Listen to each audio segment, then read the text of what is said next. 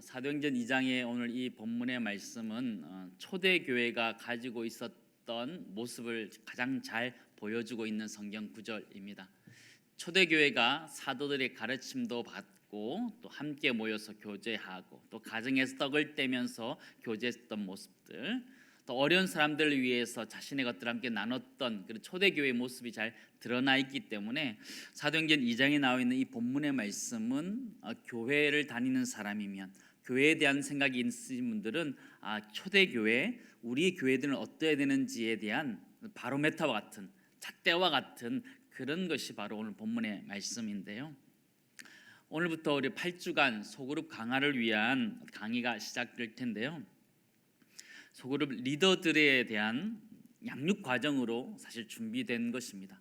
8주간 리더들을 위한 교육인데, 리더들만을 위한 교육이라기보다는 사실은 우리 그리스도인이라면 누구나 알아야 되는 기본적인 에티켓이다라고 말할 수 있고, 기본적인 개념들이다라고 생각을 할 수 있습니다. 그래서 사실은 소그룹 리더들도 다 알아야 되고, 우리 그리스도인들이라면 다 누구나 알아야 되는 것들에 대해서 함께 말씀을 나누려고 합니다. 소그룹 리더로 섬기는 거 참 쉽지 않은데 잘 섬겨주셔서 감사합니다. 우리 목자로 섬기시는 분들 손 한번 들어주시죠. 목자로 섬기시고 계시는 분들, 네, 내려주시고. 뭐 잘못한 거 아니에요. 네, 잘못한 거 아니에요. 우리 수고 많으셨는데 박수 한번 할까요? 우리 박수 한번 하시죠. 네. 작년에 뭐 이렇게 제대로 했나 안 했나 싶을 정도로 굉장히 어려운 상황 속에서도 무거운 책임감을 가지고 한 해를 지내셨을 것 같아요. 소그룹을 할 수 있는 때도 있었고 할 수 없는 때도 많고, 그냥 잠깐 모여서 기도하고 헤어지기도 하면서 코로나 시대에 참 어렵게 소그룹을 한 것 같아요. 근데 그때 깨달을 수 있었던 게 무엇이냐면, 이 시대에 이 소그룹이 너무 중요하다라는 것이에요. 소그룹이 너무 중요하다라는 것이에요. 나의 신앙을 나 자신이 지키기가 쉽지 않아요. 각자 도생 이러는데요, 신앙 각자 도생 정말 어려워요. 신앙 하나님 앞에서 나와의 1대1의 관계이지만 1대1로 신앙생활을 한다는 것 자체가 생각보다 쉽지 않아요. 왜냐하면 죄성을 가진 인간이기 때문에 조금만 시간이 지나면 나태해지고 느슨해지는 것이 우리 자신이기 때문에 그렇게 살아가는 참 쉽지 않아요. 오늘 소그룹 리더로서의 갖춰야 될 자격이 무엇인지 좀 살펴보기 원하는데, 어떤 마음의 자세로, 또 어떤 방법으로, 어떤 목적으로 해야 되는지를 우리가 8주간 쭉 살펴볼게 되는데요. 공부한다라는 것이기보다는 우리가 알고 있는 것에 대해서 다시 한번 정리한다, 이런 생각을 가지시면 좋을 것 같고, 소그룹 리더 여러분들을 좀 돕기 위해서 준비되었다라는 생각을 하시면 좋을 것 같습니다. 소그룹 리더에 대한 이야기를 하기 전에 먼저 교회에 대한 이야기를 먼저 하고 시작했으면 좋겠습니다. 교회 안에 있는 소그룹 목장에 대한 이야기를 하기 때문에 교회에 대한 이야기를 먼저 하고 가는 것이 좋겠다라는 생각을 해보게 됩니다. 익숙함의 배신이라는 말을 저는 이렇게 해보고 싶은데요, 익숙하지만 우리가 잘 모르는 것이 있어요. 사실 잘 아는 것 같지만 잘 모르는 것이 있어요. 그게 사실 우리 교회 공동체의 모습이고 교회의 모습이기도 하다라는 것이죠. 교회가 무엇이냐고 우리 질문을 던지면 막상 이렇게 말하기가 이렇게 쉽지 않아요. 여러분, 교회가 무엇이냐고 물어보면 뭐라고 대답하시겠어요? 교회란 무엇인가 이렇게 물어보면 뭐라고 답하시겠어요? 뭐 각자 나름대로 이런 저런 얘기들을 할 수 있죠. 교회는 이런 곳이다, 뭐 여러 가지 얘기를 할 수 있지만 명확하게 무엇이다라고 설명하는 것이 쉽지 않아요.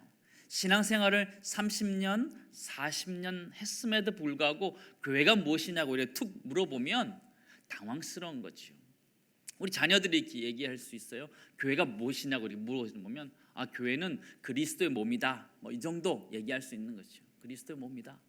그 다음은요, 그 안에 모든 것들을 다 포함하기는 사실 어렵지요. 그래서 오늘은 교회란 무엇인지에 대한 부분들을 좀 살펴보시고, 그 다음에 그 안에 있는 소그룹 목장에 대한 개념들을 한번 살펴보았으면 좋겠다 하는 생각을 해보게 됩니다. 교회가 무엇이냐 시작하면서 가장 중요한 개념을 우리가 가져야 되는데, 그것이 무엇이냐면 첫 번째는 교회는 건물이 아니라 무엇이라고요? 사람이라는 거예요. 교회란 무엇이냐? 건물이 아니라 사람이란 것을 우리가 이해하는 것이 굉장히 중요합니다. 교회가 건물이라고 생각하는 것 절대로 나쁘지 않습니다. 어떤 상징적인 것을 생각하기 위해서 십자가를 생각하고 교회 건물을 생각하는 것, 그거는 어쩌면 당연한 것이고 본능적인 것일 것입니다. 그러나 우리가 첫 번째 교회론을 다룰 때, 교회란 무엇인가를 다룰 때 우리가 개념으로 갖고 있어야 될 것이 무엇이냐면, 교회란 것은 건물이 아니라 사람이다라는 것이죠. 그 얘기는 우리가 바로 교회다라는 생각을 가지는 것이 가장 중요하다라는 것이죠. 성경에서 에베소 교회 그러면 어떤 교회인 것 같아요? 에베소 교회 그러면 에베소에 있었던 지역에 있었던 교회다라는 것들이 1차적인 거고요. 2차적인 것은 그 에베소에 있었던 그 지역의 사람들이 모였던 공동체가 에베소 교회였다라는 것입니다. 에베소 교회에 편지했다라는 것은요, 그 건물에다 편지한 거 아니에요, 그죠?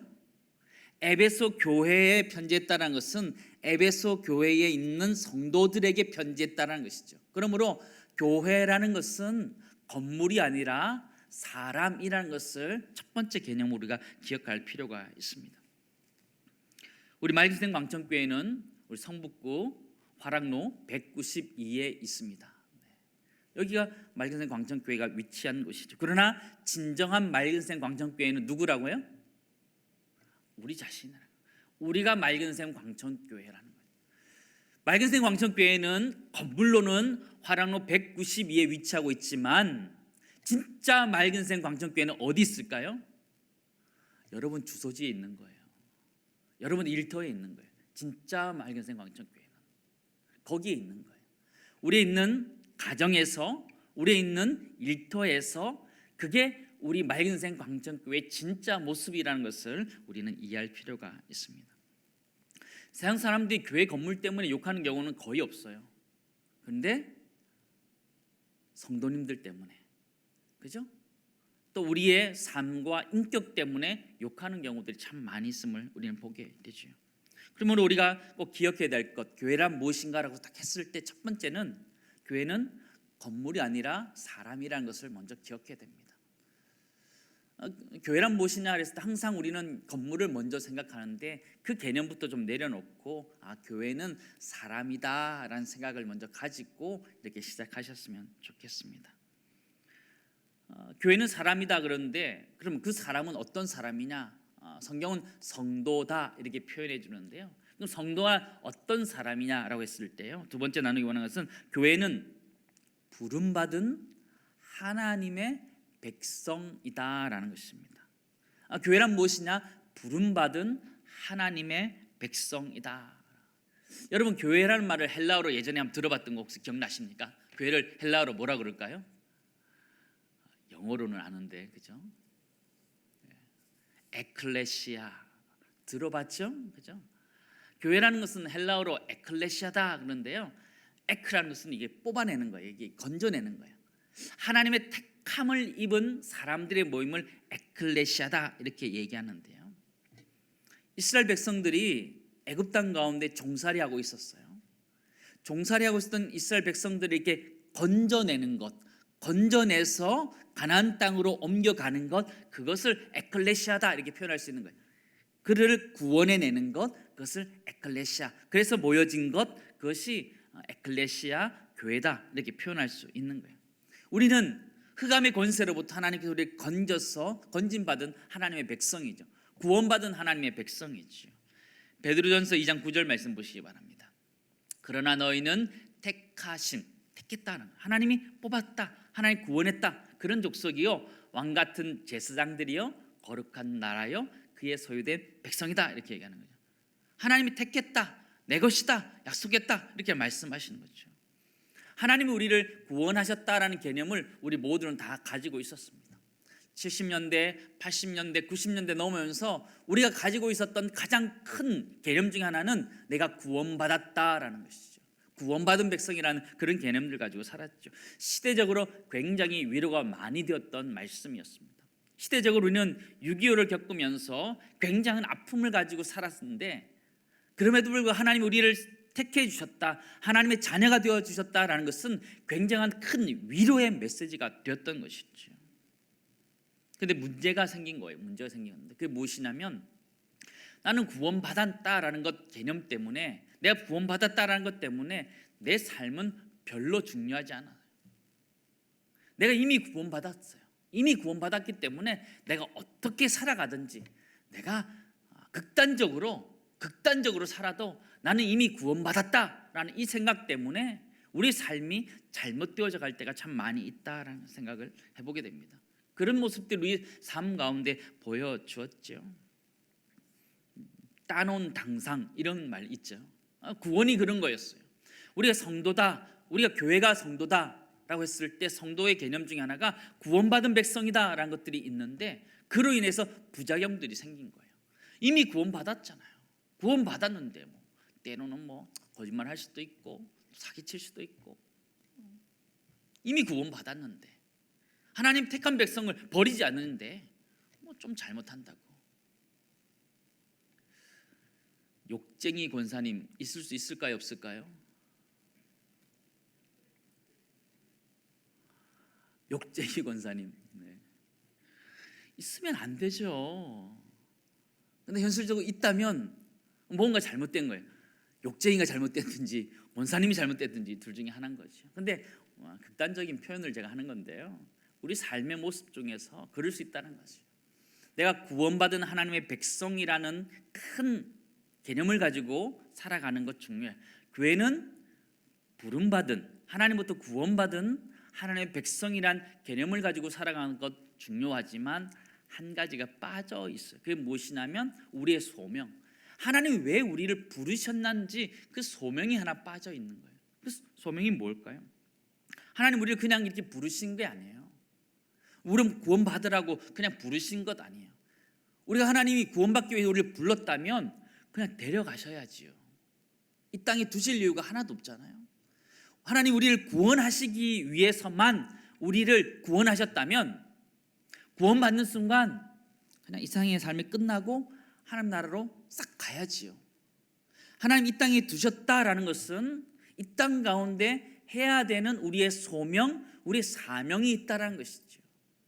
그게 무엇이냐? 교회는 보냄받은 그리스도의 제자라는 것을 우리는 기억해야 돼요. 교회란 무엇이냐? 구원받은 하나님의 백성일 뿐만 아니라 세상으로 보냄받은 그리스도의 제자들이다라는 것이죠. 그러므로 교회 안에서 잘 해야 되는 것뿐만 아니라 세상에서도 잘 해야 되는 줄을 믿습니다. 그렇죠? 하나님이 우리를 부르신 목적이 그거라니까. 하나님 우리를 구원받은 하나님의 백성으로 불렀을 뿐만 아니라 세상으로 보냄받은 그리스도의 제자로 보내셨기 때문에 우리의 삶이 굉장히 중요하다는 것을 우리는 잊지 말아야 됩니다. 앞에서 읽었던 베드로전서 2장 9절 말씀 뒷부분 보시면 이렇게 기록되어 있어요. 이는 너희를 어두운 데서 불러내어 그의 기이한 빛에 들어가게 하신 이의 아름다운 덕을 뭐라 하기 위해서? 선포하게 하려 하심이라. 하나님의 아름다운 덕을 선포하기 위해서, 우리 많은 사람이 알리기 위해서 우리를 부르셨다 이야기하는 것이죠. 하나님이 우리를 교회로 세우신 이유가 무엇이냐면 하나님의 이름을 선포하기 위해서, 하나님을 예배하고 또 이웃들에게 선포하기 위해 우리를 부르셨다라는 것들을 우리에게 가르쳐 주는 것이죠. 예수님께서도 제자들에게 너희는 세상으로 가라 말씀하셨어요. 마태복음 28장 19절 20절 말씀 보시기 바랍니다. 우리 같이 한번 읽도록 하겠습니다. 그러므로 너희는 가서 모든 민족을 제자로 삼아 아버지와 아들과 성령의 이름으로 세례를 베풀고 내가 너희에게 분부한 모든 것을 가르쳐 지키게 하라. 볼지어다 내가 세상 끝날까지 너희와 항상 함께 있으리라 하시니라. 아멘. 예수님께서도 뭐라고 해요? 너희는 가라. 세상을 향해서 하나님이 보내시는 거죠. 하나님이 예수 그리스도를 세상 가운데 보내셨던 것처럼 예수님도 우리를 향해서 너희를 보내노라 말씀하시는 거죠. 우리의 사명이 교회 안에만 있는 것이 아니라 교회 밖에도 있음을 우리는 기억해야 합니다. 코로나 시대 어려운 게 그런 거였잖아요. 예배를 드려야 되는데 방역도 지켜야 되고 세상도 지켜야 되는 거예요. 교회 안에서 드리는 예배도 중요하지만 세상 밖에 전도하기 위한 그 영혼들도 중요하기 때문에 참 어려운 거예요. 어려운 거예요. 예배 중요하죠. 목숨 걸고 드려야지요. 6.25 때도 예배 드렸다는데요. 전쟁터에서도 예배를 드렸다는데요. 예배 드려야죠. 그러나 또한 세상 사람들을 구원하기 위한, 세상으로 보냄받은 그리스도의 제자로서의 사명이 있기 때문에 때로는 교회가 손해보는 것 같아도 조금 더 양보하는 거예요. 조금 더 양보하는 거예요. 하나님을 우리가 사랑하지 않기 때문에 양보하는 건가요? 그렇지 않아요. 하나님을 사랑하지요. 그러나 세상을 구원하기 위한 하나님의 사랑을 알기 때문에 때로는 속상한 마음이 있어도 때로는 참는 거죠. 억울해도 때로는 참고, 또 그것들을 정당한 방법으로 표현하기 위해서 방법들을 가지면서 살아가는 것이 그런 모습이죠. 참 쉽지 않은 모습인 것 같아요. 그리스도인으로서, 교회로서 살아가는 것이 생각보다 참 쉽지 않아요. 교회는 무엇이에요? 교회는 건물이 아니라 사람이다 라고 말씀드렸어요. 그리고 교회라는 것은 부름받은 하나님의 백성이고 보냄받은 그리스도의 제자다라는 말씀을 드렸어요. 자, 다시 정리합니다. 정리하겠습니다. 외우셔야 돼요. 그냥 쓰시고 그러시면 안 되고 외우셔야 돼요. 자, 교회는 건물이 아니라 사람이다. 사람이다. 교회는 부름받은 하나님의 백성이고 보냄받은 그리스도의 제자다. 외울 듯 말 듯 그러시죠. 한 번 더 하면 외울 수 있을 것 같아요. 교회는 건물이 아니라 사람이다. 교회는 부름받은 하나님의 백성이고 보냄받은 그리스도의 제자다. 한 7번 해야 될 것 같아요. 3번 했는데 아직 좀 어려우신 것 같아요. 교회는 건물이 아니라 사람이다. 교회는 부름받은 하나님의 백성이고 보냄받은 그리스도의 제자다. 우리 목자들 시험 보겠습니다. 시험 볼 겁니다. 오늘 표현한 것대로 그대로 시험 볼 겁니다. 꼭 기억하셔야 돼요. 시험이 중요한 게 아니고요. 우리 그것들을 충분히 이해하셨으면 좋겠어요. 교회가 무엇이냐?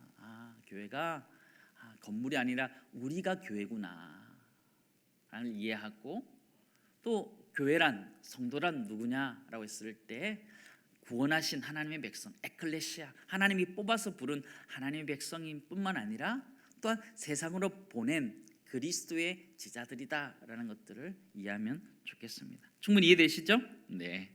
그러면 교회의 존재 이유가 무엇이냐? 3가지 사역훈련에 나오는 또 표현이기도 하고요. 교회 존재 이유가 무엇이냐라고 했을 때 3가지를 말씀드리고 싶은데요. 교회 존재 이유 첫 번째는 교회는 하나님을 예배하기 위해서 존재합니다. 우리가 잘 아는 것이요. 잘 아는 것이요. 이사야 43장 21절 말씀 우리 잘 압니다. 이 백성은 내가 나를 위하여 지었나니 나를 찬송하게 하려 함이라. 우리 인간의 존재 목적, 교회의 존재 목적을 성경은 무엇이라고 말씀하시나? 하나님을 예배하기 위해서 존재한다, 이렇게 표현해 주고 있는 것이죠. 그러므로 우리 삶에 있어서 가장 중요한 것이 있다면 예배라는 것이죠. 예배보다 더 중요한 것은 없다. 가장 우선적으로 놓아야 되는 것이 예배다, 이렇게 표현할 수 있어요. 그래서 사실 우리의 삶의 기준을 예배를 중심으로 스케줄을 짜면 굉장히 편해져요. 주일 예배, 수요 오전 예배, 금요 기도회, 예를 들면 새벽 예배를 기준으로 딱 잡아놓은 다음에 다른 것들을 세팅하면 삶이 훨씬 더 편해지는데, 다른 거 다 정해진 다음에 예배를 놓으니까 맨날 흔들리는 거예요. 신앙도 흔들리고 다 흔들리는 거거든요. 근데 우리가 교회의 존재 목적, 우리의 존재 목적 첫 번째가 하나님을 예배하기 위한 존재라는 것을 기억하고 예배를 굉장히 중요시했으면 좋겠어요. 교육자들에게도 강조하는 것 있다면 예배를 잘 드리는 것이에요. 교육자들은 교회가 아닐 수 있어요. 교육자들에게는 교회가 직장일 수 있잖아요. 처음 아신 듯한 그런 눈빛인데요. 네. 교육자들에게는 이 교회가 직장일 수 있어요. 예배가 아닐 수 있고 그냥 섬김의 자리일 수 있어요. 굉장히 위험한 거지요. 교회가 존재 목적은 첫 번째 예배인데 내가 예배를 잘 드리고 있지 못한다면 그건 다시 시작해야 돼요. 내가 교회를 봉사를 하고 있는데 봉사 때문에 봉사가 너무 힘들어서 봉사에 집중하느라 내가 예배를 드리지 못한다. 그 다시 생각해 보아야 돼요. 주일학교 교사로 섬기고 있는데 주일 예배를 제가 제대로 섬길 수 없다. 그거 다시 생각해야 되는 거예요. 다시 시작해야 되는 거예요. 봉사는 두 번째라고 표현하기보다는 예배가 우선적으로 되어져야 된다. 교회의 존재 목적, 우리 성도의 존재 목적이 무엇이냐? 하나님께 영광을 돌리는 것, 하나님의 이름을 찬양하는 것이 존재 목적 첫 번째라는 것. 그렇다면 우리 삶에 있어서 예배에 가장 우선순위를 둬야 된다는 것을 우리는 기억해야 됩니다. 하나님께 그렇게 예배드린 것뿐만 아니라 삶으로 하나님께 영광 돌리는 것, 예배드린 것도 중요하다는 것을 우리는 기억해야 되고요.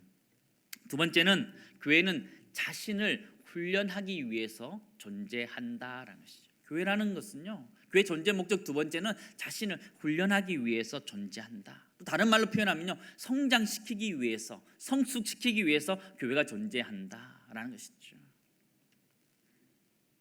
마태복음 28장 19절 20절 말씀 보시면 그러므로 너희는 가서 모든 민족을 제자로 삼아 아버지와 아들과 성령의 이름으로 세례를 베풀고 내가 너희에게 분부한 모든 것을 뭐라고 그래요? 가르쳐 지키게 하라. 여기까지 보겠습니다. 가르쳐 지키게 하라. 이 말씀을 원어적으로 해석하면요, 가르쳐 지키게 하라는 표현이 아니고 지킬 때까지 가르치라, 지킬 때까지 훈련하라라는 거예요. 교회 존재 목적이 무엇이냐? 잘 자라도록 해야 된다는 것이에요. 잘 자라는데 하나님의 말씀대로 살아가도록 잘 가르쳐야 된다. 가르치는데 지식적으로만 가르치는 것이 아니라 그것을 지킬 때까지 가르쳐야 되는 것이 교회의 사명이다라는 것이죠. 한 사람의 삶이 바뀔 때까지 훈련받아야 돼요. 나의 가치관이 성경적인 가치관으로 바뀔 때까지 훈련받고 양육받고 변화되어야 되는 거죠. 근데 예전에 여러 이게 교회들을 이렇게 살펴보면요, 교회에 훈련 프로그램이 없는 교회들이 제법 있고요, 지금도 제법 있습니다. 교회에 훈련 프로그램이 없고 양육 프로그램이 없는 교회들이 제법 있습니다. 교회 존재 이유를 상실한 교회다라고 볼 수 있는 것이죠. 교회에서 예배는 많은데 훈련이 없다. 한쪽으로 기울어져 있는 거예요. 한쪽으로 기울어져 있는 거예요. 교회 존재 목적은 하나님을 예배하는 것과 동시에 우리 자신을 향해서는 훈련되어져 가야 되는, 그리스도의 제자로서 성장해 가야 되는 존재 목적이 있다는 것을 우리는 두 번째 기억해야 되고요. 그래서 우리 교회 안에는요, 귀납적 성경 연구와 같은 것을 새로 오픈했어요. 성경대학도 오픈하고 제자훈련도 오픈하고요. 훈련되어져 가는 거죠. 그리스도인으로 또 그리스도의 제자로 성장해 가는 것들 우리가 꼭 해야 되는 것이라는 것을 우리가 기억해야 됩니다. 세 번째 교회 존재 목적이 무엇이냐면 복음을 증거하기 위해서 존재한다라는 것이죠. 교회 존재 목적은 우리 안을 위해서뿐만 아니라 밖을 향해서 열려 있어야 된다는 거예요. 복음을 전한다라고 했을 때 개념은 두 가지인데요. 하나는 복음의 말씀을 전한다는 것, 사형리와 같은 복음을 전하는 것, 그 복음을 전하는 것뿐만 아니라 우리가 예수 믿는 사람으로서의 그런 삶의 모습을 보여주는 것, 그것도 마찬가지 복음을 증거하는 것이다 말할 수 있는 거예요. 교회의 존재 목적 세 번째가 복음을 증거하기 위해서 존재한다라는 것이죠. 사도행전 1장 8절 말씀 보시기 바랍니다. 우리 같이 한번 읽도록 하겠습니다. 오직 성령이 너에게 임하시면 너희가 권능을 받고 예루살렘과 온 유대와 사마리아와 땅끝까지 이르러 내 증인이 되리라 하시니라. 아멘. 아멘. 우리가 살아가는 존재 이유, 교회가 존재하는 이유가 무엇이냐면 복음을 전하기 위해서 살아간다는 거예요. 교회들을 쭉 살펴보면 참 이게 흥미로운 것이 하나 있어요. 제가 발견한 것이기도 하고 여러분들이 발견할 수 있는데 그게 무엇이냐면 전도하고 선교하는 교회를 하나님이 복 주신다라는 거예요. 참 신기하더라고요.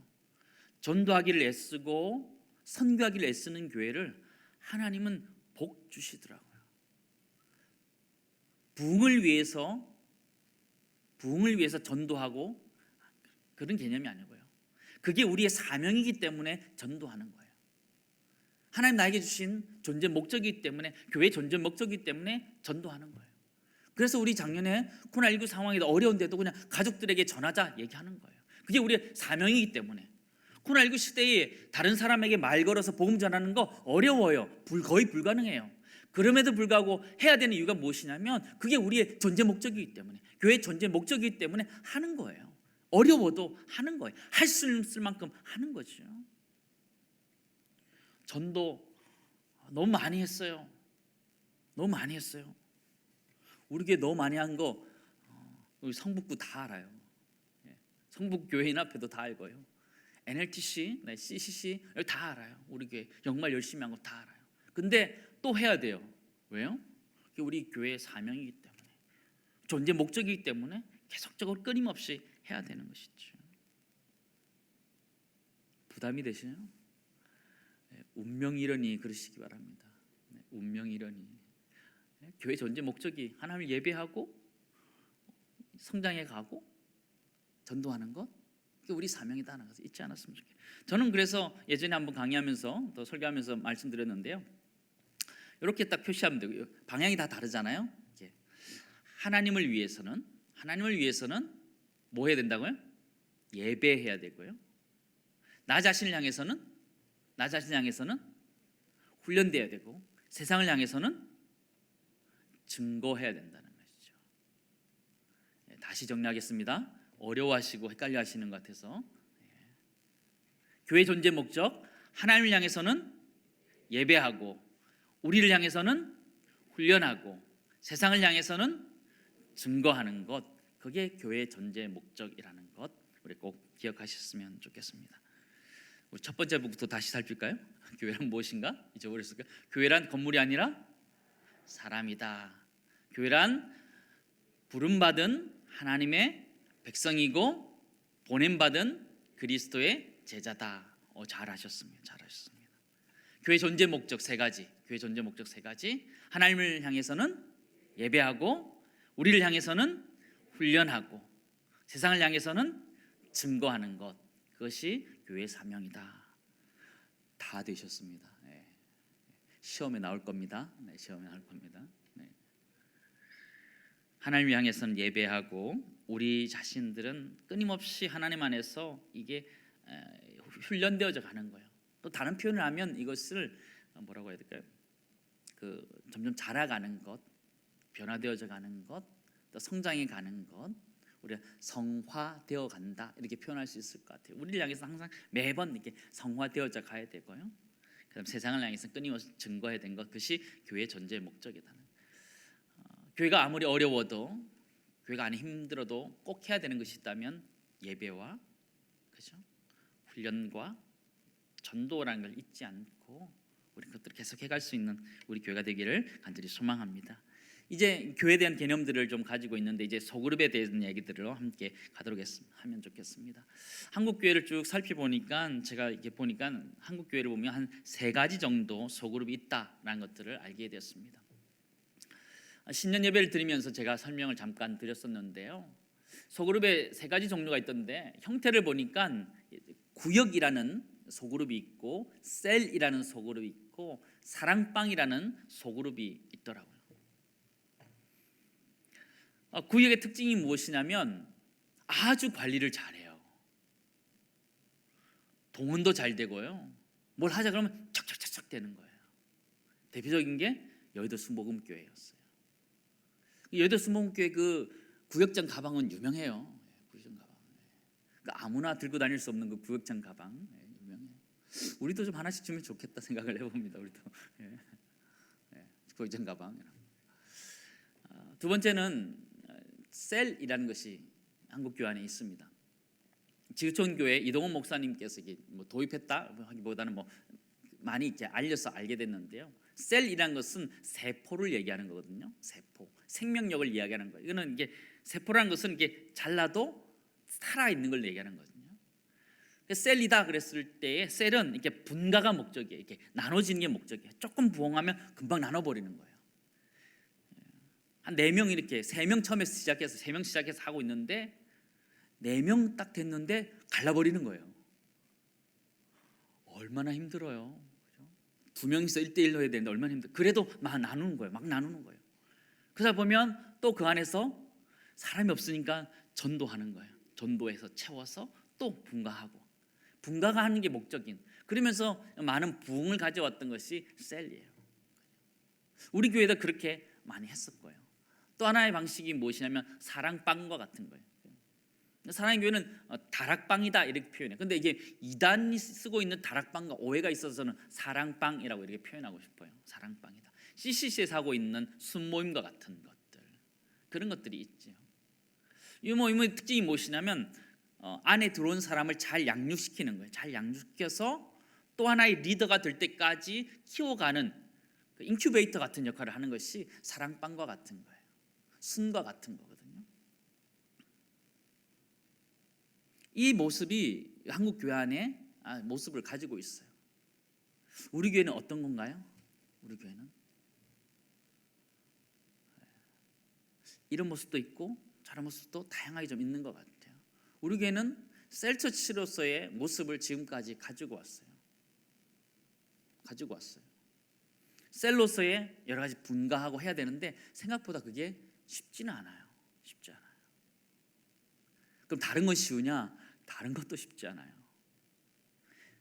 사랑방 CCC의 가장 어려운 것이 무엇이냐면 교회에서 새신자를 줄 때까지 전도를 안 해요. 새신자를 넣어줄 때까지 전도를 안 해. 한 사람한테 잘 양육한다고 전도가 생각보다 어려운 거예요. 전도가 전혀 안 된다 이런 건 아니고요. 한 사람을 잘 양육하는 데 집중하다 보니까 새로운 사람들을 전도해서 그 소그룹 안에 들어오도록 하는데 약점이 있다는 거예요. 그러니까 각 소그룹마다 장단점이 있다는 거예요. 구역은 구역대로 장점이 있고, 셀은 셀로서의 장점이 있고, 수는 순대로 장점이 있다라는 것입니다. 어느 것이 중요하냐, 어떤 것이 좋으냐 판단하기 생각보다 쉽지 않다. 저는 개인적으로 이 세 가지를 다 경험할 수 있도록 하나님께서 그런 경험들을 주셨어요. 어릴 때 자라면서 우리 부모님들이 또 우리 집사님, 권사님들이 구역 예배 드리는 거 열심히 봤어요. 같이 참여하기도 하고요. 봤어요. 구역 예배 드리고 헌금하고 그리고 기도하고 또 교제하고 흩어지고요. 때로는 주보 뒤에 있는 성경 퀴즈 푸는 거예요. 이렇게 푸는 거죠. 옛날에 굉장히 재밌었던 것 같아요. 이게 재밌었던 것 같아요. 풀고 때로는 이게 구역장이 이게 불러주면 답 쓰는 거죠. 이게 불러주면 답 쓰는. 그렇지 않아요? 이게 불러주고 답 쓰고 불러주고 답 쓰고. 그게 안 좋다는 것이 아니라 그 당시에는 그게 굉장히 재밌고 좋았어요. 재밌고 그렇게 배우면서 되게 행복했던 것 같아요. 배웠던 것 같아요. 배웠고 그 다음에는요. 저는 이제 사랑교회 있으면서 순과 같은 다락방을 경험했는데요. 사람들을 이게 잘 양육해가는 거예요. 또 다른 목자를 세워가는 과정으로서 그 사람들을 추천해 주는 거예요. 교회 안에 이런 훈련이 있는데 해보라라고 추천해 주는 거예요. 이렇게 추천해 주는 거예요. 그럼 그렇게 훈련하는 거죠. 이 정도 됐으면 이걸 하면 좋겠다. 또 추천해 주면 또 하는 거죠. 그래서 이제 다 준비가 되어 오면 또 목자가 될 수 있도록 이렇게 안내해 주고 하는 그런 역할들을 하는 게 장점인 거죠. 전 또 이제 캐나다 밴쿠버에 갔을 때 그 교회는 셀처치였어요. 셀을 하는 교회였는데요. 셀을 어떻게 리더를 교육하고 또 어떻게 셀을 나누는지를 잘 살펴봤어요. 이렇게 나누는 것들을 봤지요. 제가 내린 결론, 어느 것이 가장 좋은가? 구역이 좋은가? 셀이 좋은가? 순이 좋은가? 어떤 것이 좋은가? 목적에 따라서 다를 수 있다는 것이죠. 목적에 따라서 구역이 가진 장점이 있고 셀이 가진 장점이 있고 순이 가진 장점이 있다는 것이죠. 그러므로 중요한 것이 무엇이냐면 형태가 중요한 것이 아니더라는 거예요.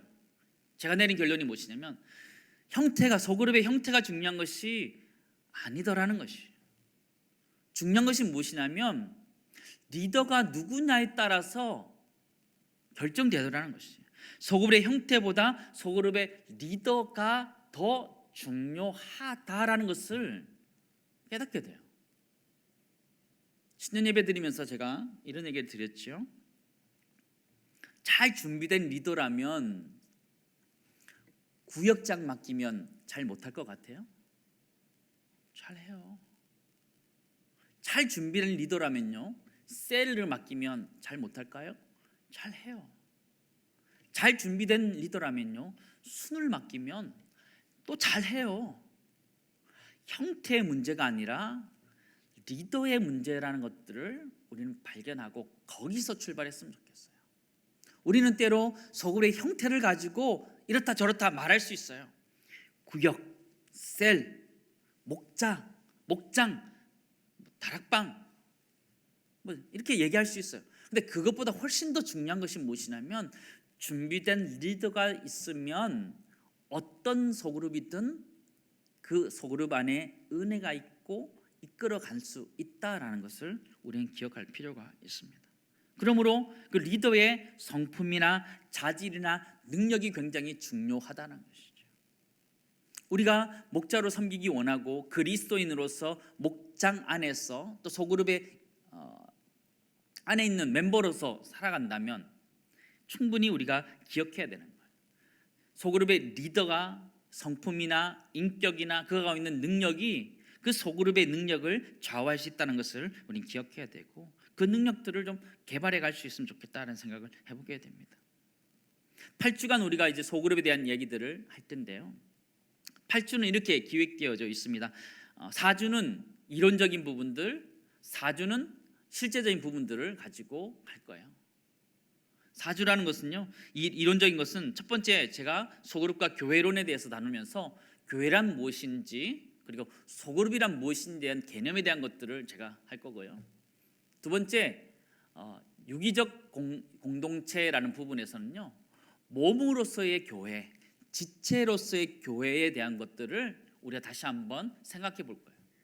세 번째 시간은 목자론에서는요, 목자란 도대체 누구냐, 목자의 역할이 무엇이냐라는 것들을 살펴보게 될 것이고요. 네 번째는 코이노니아. 영적인 교제의 필요성들을 함께 나눌 수 있는 그런 시간들을 가지고 4주간 진행하고요. 그 다음 4주는 실제적인 부분이에요. 귀납적 성경 연구, 성경을 어떻게 잘 해석해서 전달할 것인가라는 부분들을 나눌 것이고요. 여섯 번째 시간은 질문과 경청에 대해서 어떻게 질문하고 경청하는지. 우리는 살아오면서 그냥 뭐 질문은 질문이지를 생각하는데 질문의 종류도 다양해요. 닫힌 질문, 열린 질문 이런 게 있어요. 예를 들어서 좀 내려주셔도 될 것 같아요. 네. 닫힌 질문은 그런 거예요. 이렇게. 예를 들은 거예요. 이게 좋아요, 싫어요 이렇게 물어보는 거예요. 단답형 물어보는 거예요. 이렇게. 좋아요, 싫어요. 각자 있죠. 뭐 좋아요, 싫어요 대답할 수 있는, 이건 닫힌 질문이에요. 열린 질문은 이런 거예요. 여러분 이게 어때요 물어보는 거예요. 어떻다는 것은 사람마다 다 다르잖아요. 이게 생각할 수 있고 표현할 수 있고 다 다른 거죠. 질문의 형태도 다 달라요. 그러므로 소그룹 리더는 안에서 질문할 때 그냥 생각나는 대로 그때 생각나는 대로 질문하는 것이 아니라 생각을 가지고 이 질문은 닫힌 질문을 가지고 그 사람의 결단을 이끌어내야겠구나라고 생각할 때는 닫힌 질문을 해야 되는 거예요. 예수님을 믿으라고 정확하게 제시해야 될 때는 제시해야 되는 닫힌 질문하는 거예요. 근데 어떠세요? 이러면 한도 끝도 없이 가는 거예요. 그럴 때는 열린 질문이 아니라 닫힌 질문을 통해서 이 사람이 결단할 수 있도록 마지막에 질문해서 가야 되는 거죠. 그러니까 질문할 때도 다양해야 된다라는 것들, 그런 이야기들을 좀 나누고요. 그 다음에는 소그룹 사역의 실제적인 부분은 새들백 교회에서 소그룹을 담당하고 있는 그 한국인 목사님, 1.5세 목사님 영상으로 강의를 좀 편집해서 하고요. 우리 교회 인사 말씀도 보내주기로 했는데 그 내용들을, 소그룹들을 어떻게 해야 되는지에 대한 것들을 함께 나누도록 하고, 마지막 시간에는 코칭 리더십에 대해서 함께 나누겠습니다. 어떻게 우리가 코치처럼 안에 있는 사람들 키워갈 것이냐, 그런 얘기들을 좀 했으면 좋겠고요. 소그룹이란 것이 뭐예요? 소그룹이란 것은요, 작은 모임들을 이야기하는 거죠. 작은 모임의 가장 대표적인 케이스가 가정이 소그룹이에요. 가정이 소그룹이에요. 조직회에 있어서 소그룹이 다니는 필수 불가결한 거예요. 당연히 소그룹으로 모일 수밖에 없어요. 소그룹에 대해서 강조한 곳이 있는데요. 여러분 혹시 두 날개라고 혹시 들어보셨습니까? 두 날개 양육 시스템이라는 걸 들어보셨어요? 한번 이미지 보여주시죠. 한번 보셔서 1. 전도, 2. 정착, 3. 양육, 4. 제자훈련, 5. 군사훈련, 6. 재생산 훈련 이렇게 훈련되는 건데요. 여러 가지 프로그램들이 저기 다 있어요. 네. 내려주시죠. 부산의 풍성한 교회 김성곤 목사님이 이렇게 만드셔서 제안한 프로그램이에요. 모든 프로그램이 다 있어요. 모든 교회 안에 있는 모든 훈련 프로그램 저기 다 있어요. 아마 경험하신 분들도 가끔 있을 거라 생각되어집니다. 좋은 프로그램들 다 있어요. 다 있어요. 제가 가진 개인적인 느낌, 다이소 같다 이런 느낌. 네. 딱 다이소 같다라는 느낌. 저 교회에 대한 어떤 얘기를 하고자 하는 것이 아니고 저 교회는 두 날개 양육 시스템을 가지고 있다 이렇게 얘기해요. 두 날개. 한 날개는 대그룹이고 한 날개는 소그룹이다 이렇게 얘기하고 있어요. 거꾸로 잘 하지 않을까요? 삐뚤어지지 않을까요? 이게 대그룹 소그룹. 네. 근데 중요한 것이 뭐냐면 소그룹에 대한 중요성들을 발견했다라는 것이죠. 소그룹이 굉장히 중요하다는 것을 발견했다는 것이죠. 우리가 교회 안에 있는 이 목장이 굉장히 중요해요. 사실 보고 있으면 우리가 예배가 굉장히 중요한 것처럼 보여져요. 봉사하고 이런 것들이 굉장히 중요하게 보여지는데요. 진짜 실력이 어디에 있느냐면 목장에 있어요. 목장이 잘 되는 교회는 건강한 교회예요. 예배가 잘 드려지고 이웃을 잘 섬기는 교회도 건강한 교회다 말할 수 있지만 목장이 건강한 교회가 진짜 교회다라는 것이죠. 코로나19와 같은 상황 속에서 그럼에도 불구하고 목장이 계속적으로 연락하고 서로의 안부를 묻고 또 기도해주고 하는 그런 목장의 모임들이 계속적으로 되고 있다면 비대면의 상황이더라도 비대면의 모습이더라도 그것이 계속 되고 있다면 그 교회는 건강한 교회다라는 것이죠. 우리 교회는 그런 교회가 될 수 있기를 간절히 소망합니다. 대면뿐만 아니라 비대면의 상황 속에서도 할 수 있다라는 거예요.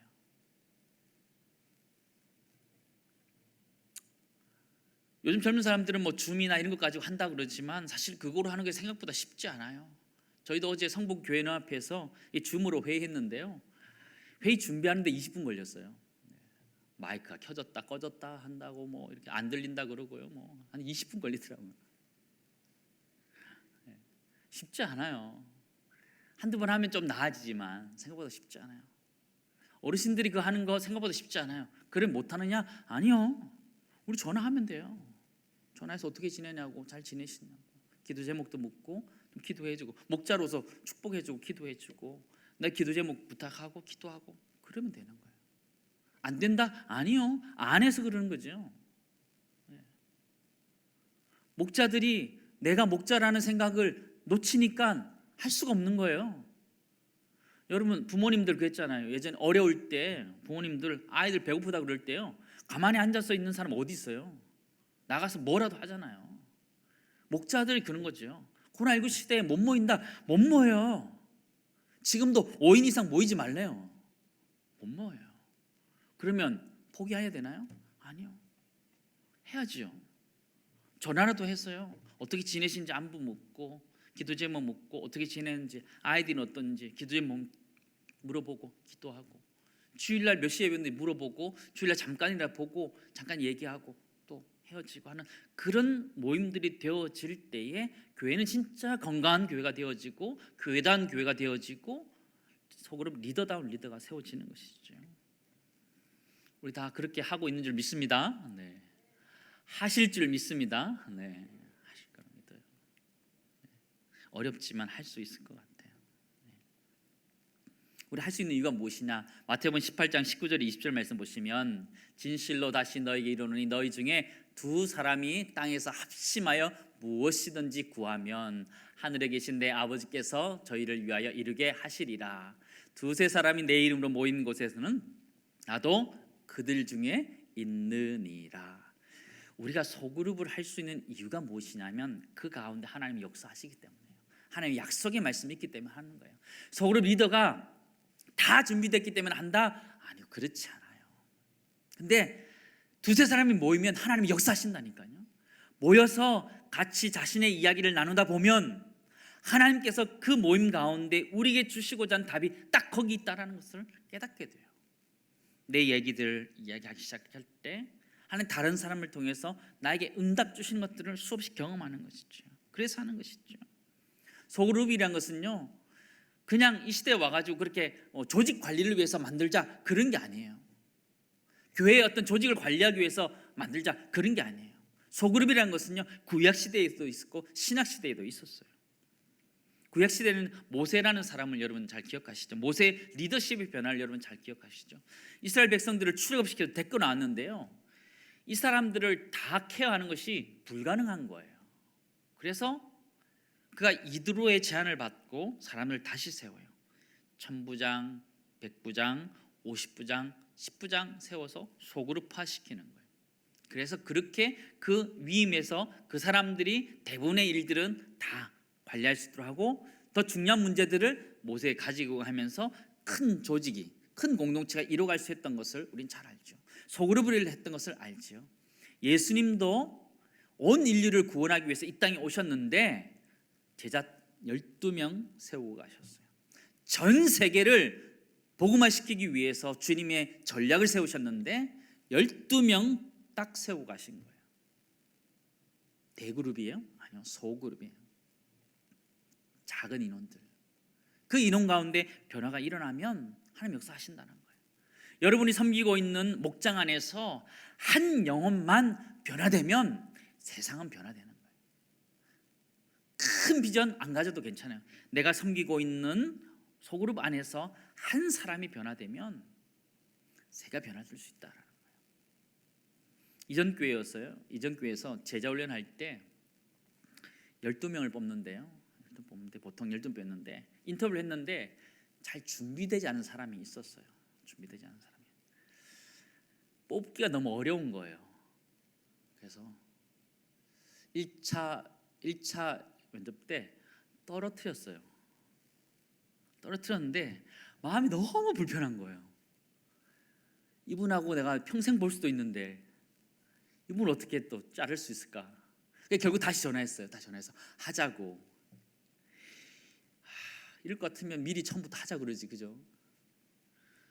상처 줄 거 다 주고는, 그죠? 다시 했어요. 근데 이분이 훈련을 너무 열심히 받는 거예요. 잘 따라오시는 거예요. 제자 훈련 열심히 받고요. 성경도 잘 읽고 큐티하는 것도 잘 따라오시고 리더가 되어서 그 순을 섬기고 있는데요, 너무너무 잘 섬기는 거예요. 그때 잘랐으면 어땠을까? 그런 생각이 순간 들면서요, 참 잘했다 생각돼요.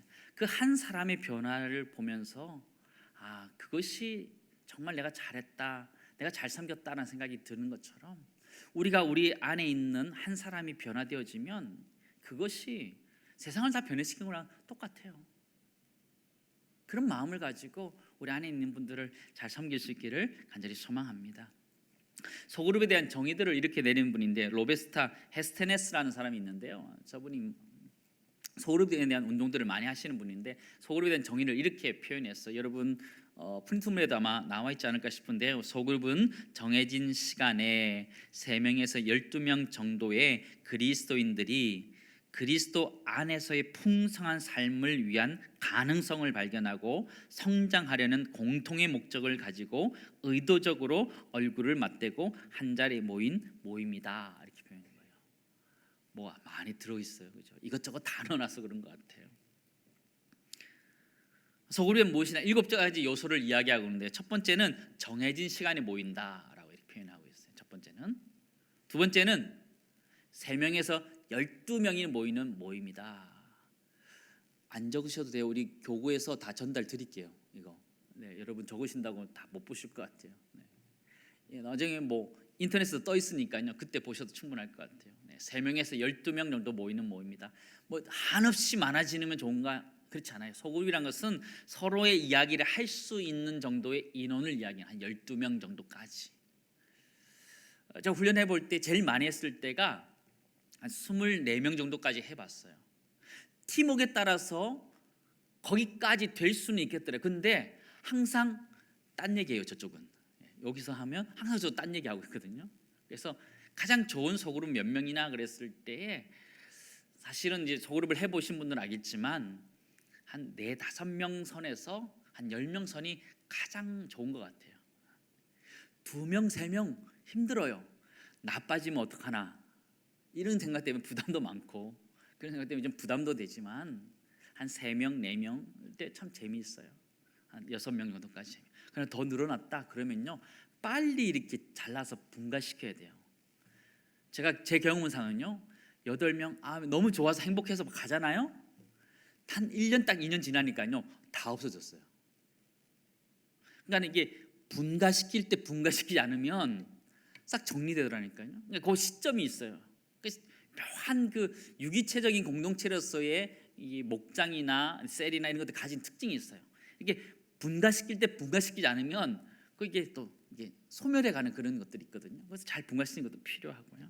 그런 것들이 필요하고 소그룹은 발견과 성장을 위한 모임이다 이렇게 표현하고 있는데요.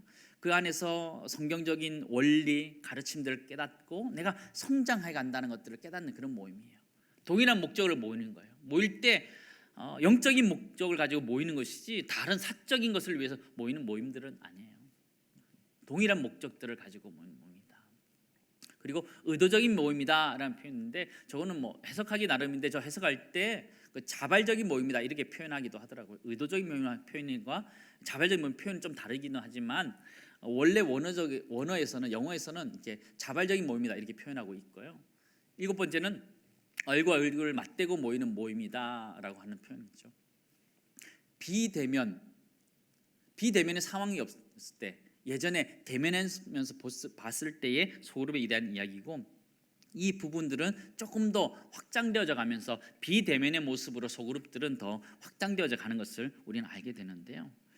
소그룹에 대해서 이렇게 질문한 사람이 있었습니다. 그 세렌디피티 하우스의 설립자라고 하신 분이 라이먼 콜먼이라는 분이 이렇게 우리에게 질문했어요. 뭐라면요, 만일 당신에게 개인적인 위기 상황이 발생했을 때 달려와서 모든 문제를 해결해 줄 수 있는 4명의 친구가 필요하다면 당신은 지금 누구에게 연락하겠습니까? 자신에게 너무 어려운 상황이 생겼고 힘든 상황이 생겼다. 누구에게 연락했습니까? 4명 한번 적어보세요. 여러분 지금 한번 적어보세요. 누구 있을지 한번 적어보세요.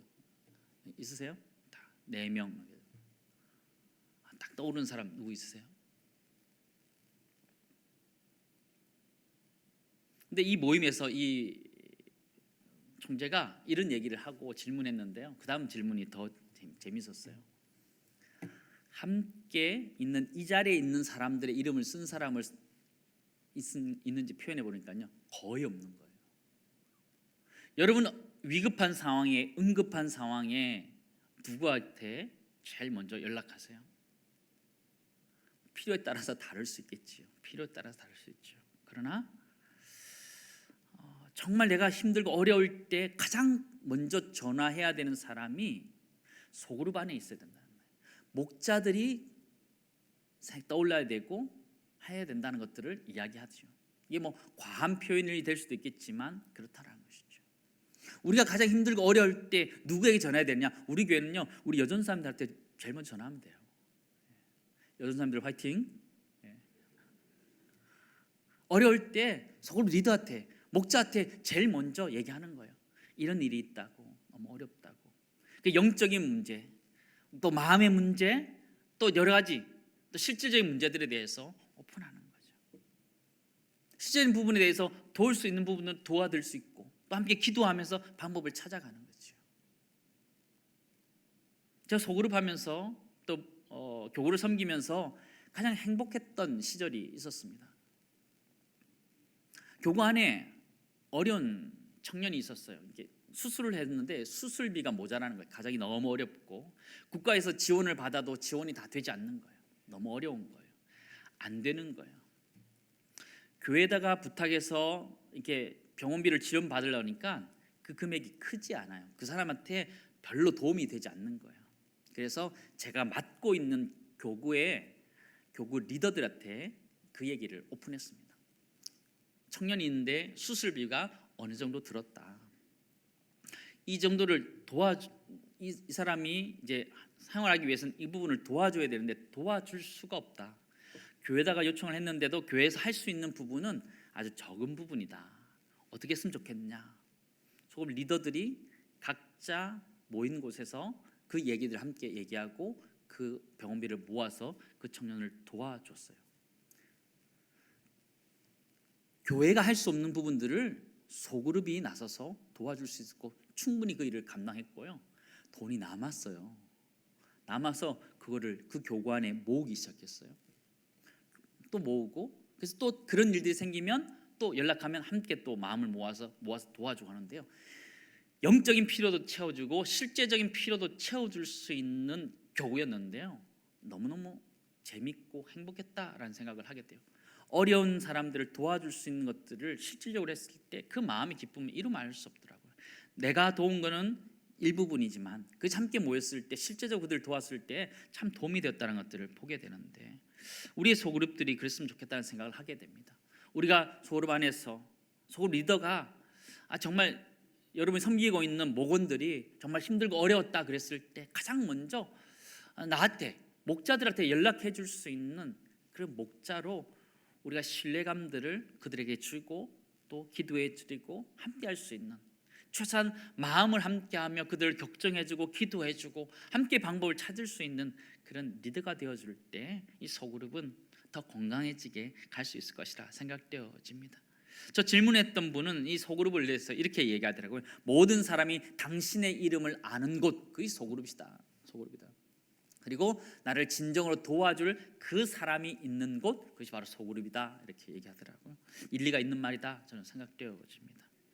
그래서 저는 정리하면서요, 우리 맑은 샘 광천교회가 갖고 있는 소그룹의 정의들을 좀 정리했으면 좋겠다라는 생각을 해보게 됩니다. 첫 번째는요, 우리 광천교회가 갖고 있는 소그룹은 함께 웃고 함께 우는 공동체라는 소그룹을 우리가 지향했으면 좋겠습니다. 교회 안의 소그룹이 우리 인생의 희로애락을 함께 하는 것이죠. 슬플 때 함께 슬퍼해주고 기쁠 때 함께 기뻐해주고 또 격려해주고 때로는 쓴소리도 하는 거지요.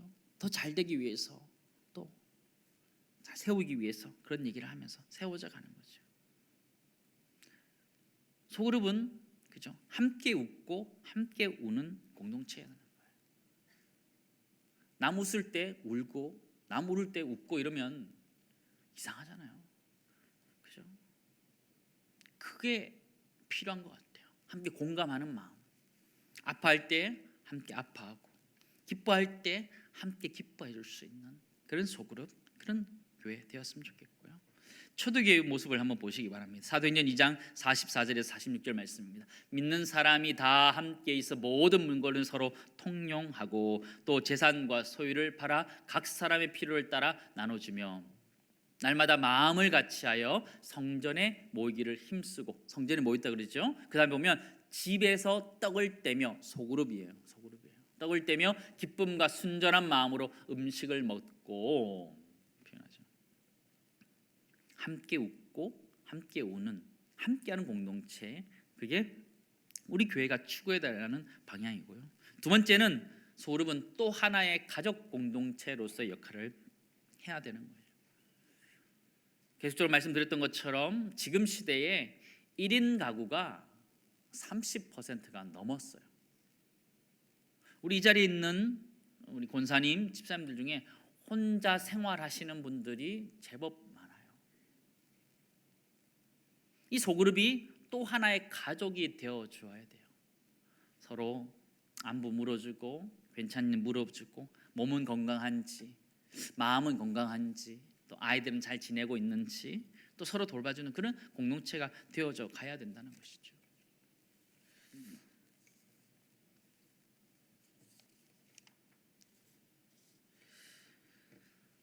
또 하나의 가족, 여러분 가족들 언제 보세요? 명절에, 이번 명절에 보세요? 못 보잖아요. 5인 이하로 모여라면서요. 못 보잖아요. 그리고 여러분 가족들 자주 보세요.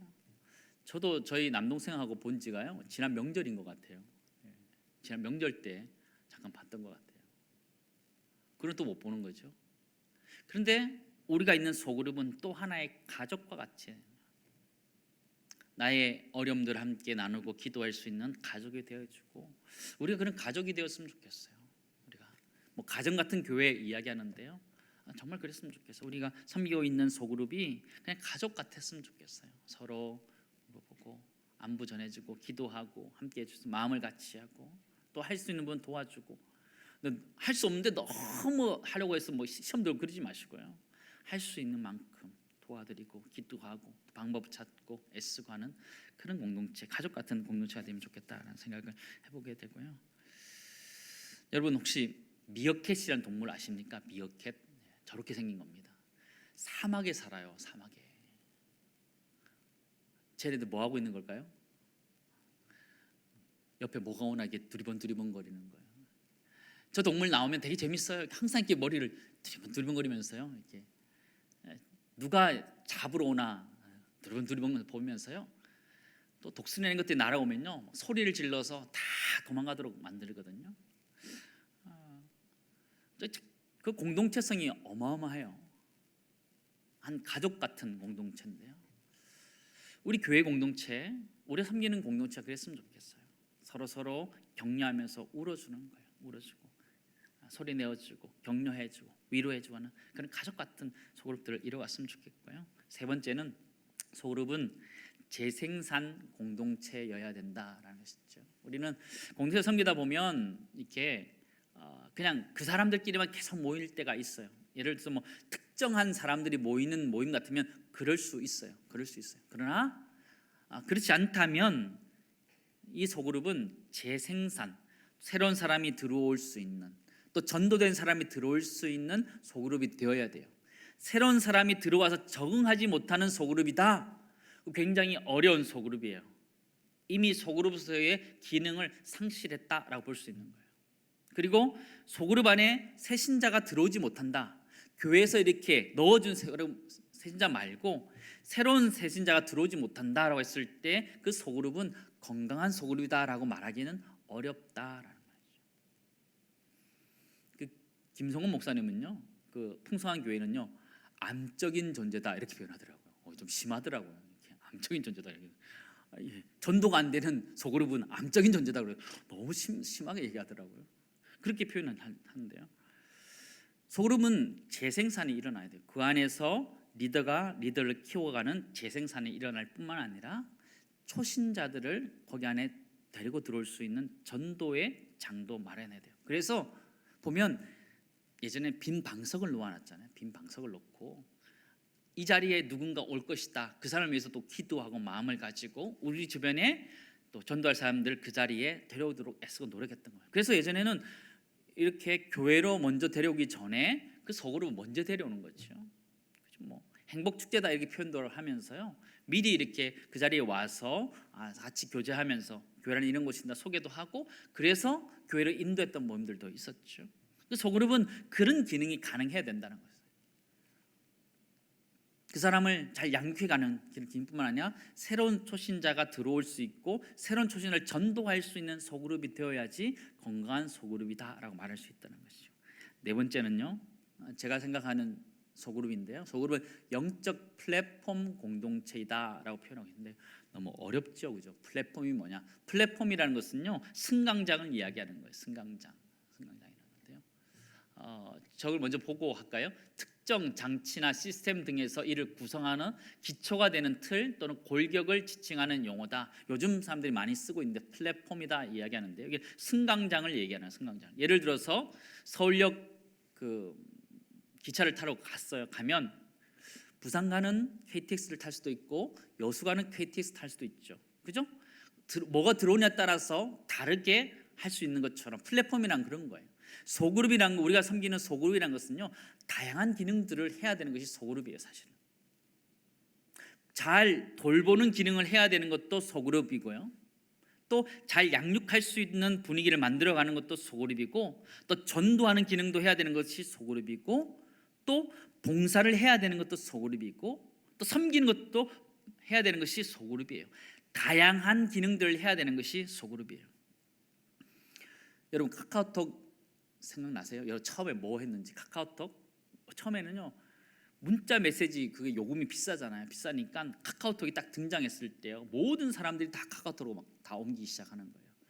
그 데이터 요금만 나가면 그게 훨씬 더 저렴하니까 카카오톡 그거 쓰기 시작했어요. 그냥 처음에 시작할 때 저도 문자 메시지 대신 사용하는 거구나 이렇게 생각했어요. 그런데 시간이 지나니까 이 카카오톡이 플랫폼을 형성한 거예요. 거기에 모든 것들을 다 장착하기 시작하는 거예요. 내비게이션 들어오기 시작하고요. 카카오뱅크, 카카오 쇼핑도 들어오고요. 별게 다 들어오더라고요. 그게 플랫폼이란 거거든요. 들어오는 것마다 다 소화해서 그거를 해나가는 건데요. 우리가 섬기는 목장이 사실은 영적인 플랫폼이 되어야 돼요.